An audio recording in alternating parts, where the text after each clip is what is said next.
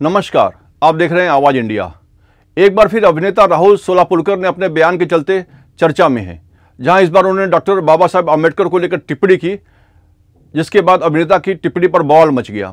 रविवार को अभिनेता सोलापुरकर ने डॉक्टर बाबा साहब आम्बेडकर को ज्ञान प्राप्ति के वैदिक संदर्भ में ब्राह्मण बताया, जिससे एक नया विवाद खड़ा हो गया। सोशल मीडिया पर वायरल एक वीडियो में अभिनेता सोलापुरकर ने कहा कि आम्बेडकर का जन्म एक बहुजन परिवार में हुआ था और बाद में उन्हें उनके शिक्षक ने गोद लिया और उपनाम दिया। उन्होंने यह भी कहा कि वेदों में जो व्यक्ति ज्ञान प्राप्त करता है वह ब्राह्मण बन जाता है, और इस संदर्भ में आम्बेडकर भी ब्राह्मण थे।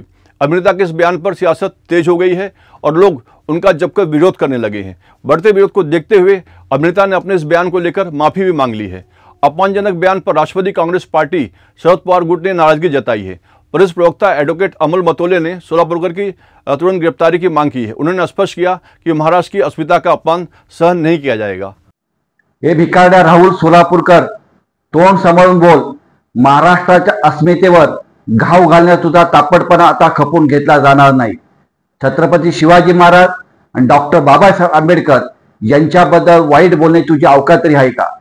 महाराष्ट्राच्या 14 कोटी जनतेचा तू नालायकपणा करून अपमान केलास। आता जनता तुला सोडणार नाही। तुझ्या बापाने काय इतिहास दिला आहे का रे? कुणाच्या पैशावर तोंड चालवतो? कुणाच्या सांगण्यावरून महाराज आणि बाबासाहेबांचा बदनाम करण्याचा डाव खेळतो? या महाराष्ट्रात जन्म घेऊन पवित्र मातीत पाय ठेवून असल्या गद्दारीचं पाप केलं, आता तुला जनता सोडणार नाही। सोलापुरकर, तुझ्या या बकवास वक्त्यांमुळे आता राज्यात आग लागली आहे।